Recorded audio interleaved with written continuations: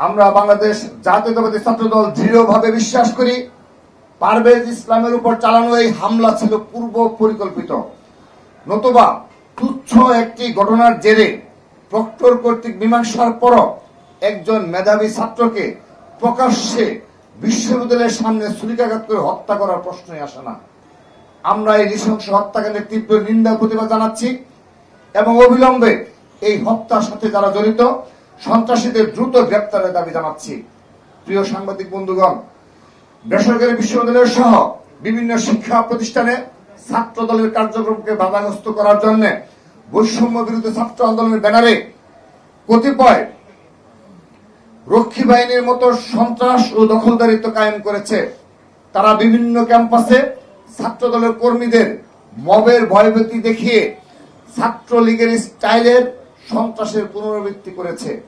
Campus তো বটেই, এমনকি ক্যাম্পাস প্রাঙ্গণের বাইরে গিয়ে ছাত্র দলের নেতাকর্মীদের কার্যক্রম পরিচালনা বাধা দেওয়া হচ্ছে, যা গণতন্ত্র ও মত প্রকাশের স্বাধীনতার সুস্পষ্ট লঙ্ঘন।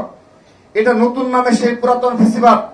এই চলমান দখলদারিত্ব ও সন্ত্রাসী এই হত্যার পেছনে খুনি সন্ত্রাসীদের সাহস ও মদত জুগিয়েছে বলে ছাত্রদল বিশ্বাস করে।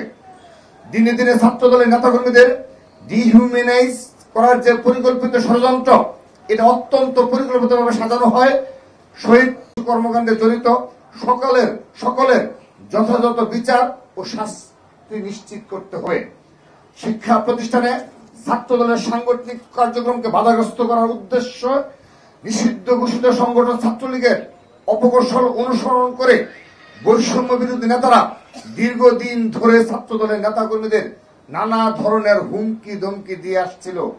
এরই ধারাবাহিকতায় একটি পরিকল্পিত চক্রান্তের অংশ হিসাবে ছাত্রদলকে নেতৃত্ব শূন্য করা এবং ছাত্রদলকে ভয়ভীতি দেখিয়ে এবং ছাত্রদলের রাজনীতিতে সক্রিয়ভাবে অংশগ্রহণকারী শিক্ষার্থীদের মধ্যে ভীতির সঞ্চার করতে তারা নানাবিধ ষড়যন্ত্রের কৌশল অবলম্বন করেছে।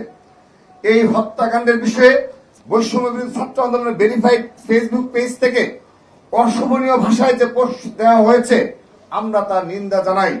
তারা অভিযুক্তদের বিষয়ে সুষ্ঠু তদন্ত দাবি করতে পারতেন, কিন্তু তা না করে অশোভন ভাষায় আক্রমণ ও তদন্তের আগেই অভিযুক্তদের পক্ষে নেওয়াটাই প্রমাণ করে তারা অপরাধ আড়াল করাতে বিশ্বাসী। আমরা মনে করি এই সংগঠনের প্রতিটি কমিটিতে যেভাবে সাবেক ছাত্রলীগ সন্ত্রাসীদের ঠাঁই দেওয়া হয়েছে, তারা যেভাবে সাবেক ছাত্রলীগারদের পুনর্বাসনের দায়িত্ব নিয়েছেন, এই অশোভন ভাষা সেই প্রক্রিয়া ও চরিত্রের বহিঃপ্রকাশ। আমরা তাদেরকে ষড়যন্ত্রের নীল নকশাহীন সঠিক ও ইতিবাচক ধারার ছাত্র রাজনীতি চর্চার আহ্বান জানাই। একই সাথে আমরা গভীর উদ্বেগের সাথে লক্ষ্য করছি বর্তমান অন্তর্বর্তীকালীন সরকারও সকলের প্রতি সমতা ও ন্যায্যতা নিশ্চিত করতে পারছে না। বৈষম্য বিরোধী ছাত্র আন্দোলনের নেতৃবৃন্দের সাথে তারা বিভিন্ন সময়ে দফায় দফায় আলোচনা করলেও বিভিন্ন সরকারি নিয়োগগুলো এককভাবে বৈষম্য বিরোধীদের তালিকা ধরে দিলেও তারা ছাত্র দলের মতো বৃহৎ ও জুলাই আন্দোলনের সর্বাধিক শহীদের ছাত্র সংগঠনের সাথে কখনোই আনুষ্ঠানিক বসে কোনরূপ আলোচনা করেনি। বিভিন্ন ঘটনায় বিচার নিশ্চিত করার বিষয়ে প্রশাসন থেকে আমরা যথাযথ সহযোগিতা পাই না। প্রশাসনে এখনো হাসিনার প্রেতাত্মা লুকিয়ে আছে, আর এদেরকে উৎসাহ ও আশ্রয় দিচ্ছে বৈষম্য বিরোধী ছাত্র আন্দোলনের কতিপয় নেতৃবৃন্দ। বিভিন্ন ঘটনায় সেটা বারবার প্রমাণিত হচ্ছে। আমরা আবারও এই নির্মম হত্যাকাণ্ডের পরিকল্পনাকারী, ইন্ধনদাতা, হুকুমদাতা এবং হামলাকারী সন্ত্রাসীদের অবিলম্বে গ্রেপ্তার ও দৃষ্টান্তমূলক শাস্তির দাবি জানাচ্ছি।